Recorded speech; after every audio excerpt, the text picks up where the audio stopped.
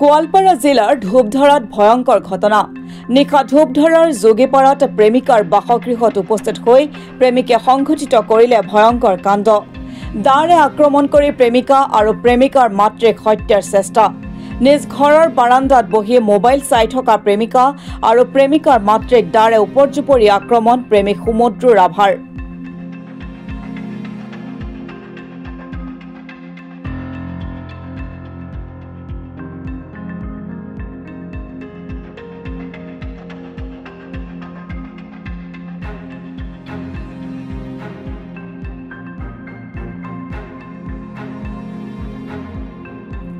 সমুদ্ৰ ৰাভাৰে দাৰে মাতৃ কন্যাক ডিঙি হাতত আক্ৰমণ কৰি থকাৰ সময়ত মাতৃ কন্যাৰ চিঞৰ বাখৰত ওচৰ চুবুৰীয়াই চিঞৰ বাখৰ কৰাত মাতৃ কন্যাক অচেতন অৱস্থাত পেলাই পলায়ন কৰে সমুদ্ৰ ৰাভাই তাহাঁতে চুৰ বুলি কৈছে পিছত মাক জীয়াক দুজনীয়ে কাটছে কোনোবা আহি কাটিল আৰু কাটাৰ পিছতে বাগৰি আছে বাগৰি থাকাতে আমি দৌৰি গেলোঁ দৌৰি যাওঁতে চুৰ বুলি ক'লে ক'ত তাৰপিছত ডাঙৰকৈ বাটত বেৰা আছিল বেৰা ভাঙি পালে দিছে তাৰপিছত এখন টেবুলত দা আছিল দাখান থৈ গৈছে দাৰ নালিটো লৈ গৈছে মানুহটো ছোৱালীটোৰ আগত ভাল পোৱা ল'ৰা আছিল সেই ল'ৰাটোৱে কাটিছে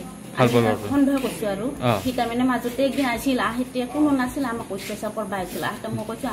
তুমিতো আগতে মানুহ মাত্ৰাটো কৈছিলে নাহো বুলি এতিয়া যে আহিছা কিয় আহিছা এইখান ঘৰত বুলি কোৱাতে তাৰপিছত কৈছে মই দেখি ল'ম তোক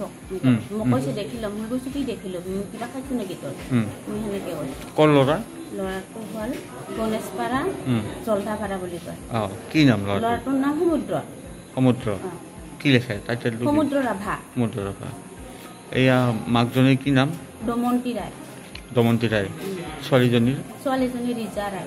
ৰায় ক'ত কাটিছে মাকৰ ক'ত কাটিছে মাকৰ এই কাণ কাটছে কাণখন এনেকৈ আহিছে খাৰত আৰু ছোৱালীজনীৰ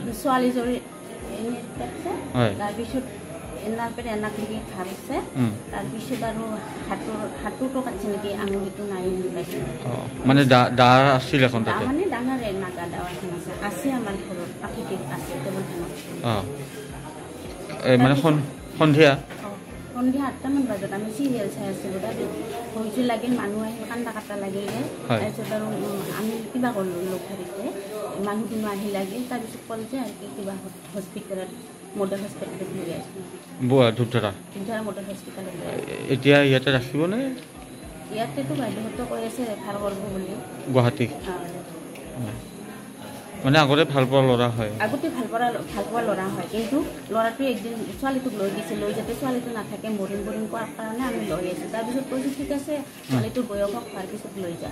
যাবি আমি দিম সেনেকৈ কৈছোঁ তাৰপিছত কিয় নিদিবি বুলি কৈছে তাৰপিছত ছোৱালী যাই যদি লৈ যাক বুলি কৈছে আমি ৰাইজৰ মানুহ মাতি কিনে কিবা কৰিছিলোঁ কথা কৈছে আমি লেখা পঢ়া কৰি লওঁ নালাগে সেনেকুৱা কথা কৈছে নালাগে মই আৰু নাহোঁ মই কাণত বস্তু কৈছে আমি ভাবি আছোঁ নাহিবয়ে তথাপিও একদিন মাজত গৈছিল যাতে আৰু তই কিয় আহিছে কৈছোঁ নাহোঁ বুলি কৈছিলে তোক চাই ল'ম মোক একদম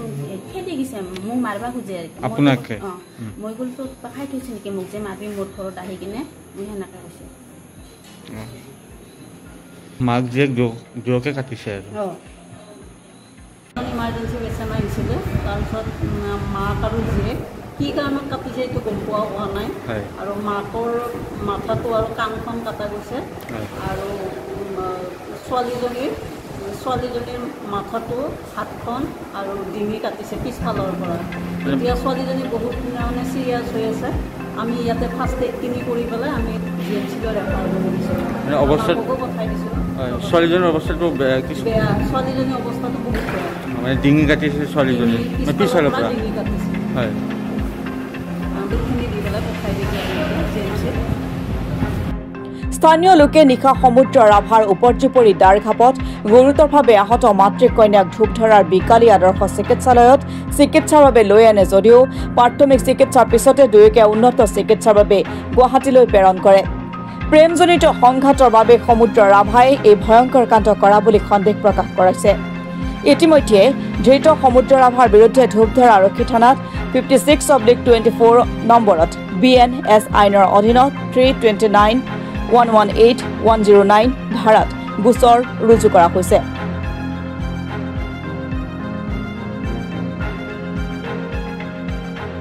যোৱাকালি কি হ'ল ঘটনাটো? যোৱাকালি হ'ল মানে জলদাপাৰাৰ ল'ৰা এটা, সিহঁতৰ অলপ কিবা 3 বছৰমান আগত সম্পৰ্ক থকাটো হয়, কিন্তু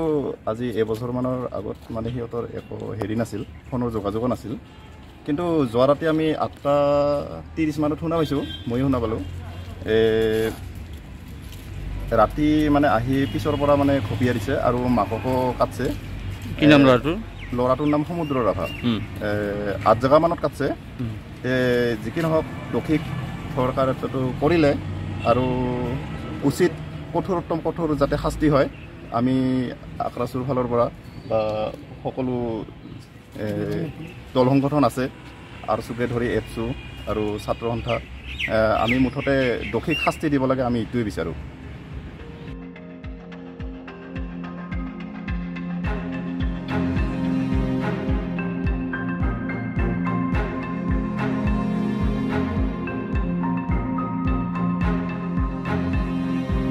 দুধনৈৰ পৰা ভৱেশ চন্দ্ৰ ভাগৱতীৰ ৰিপৰ্ট, অসম টুডে।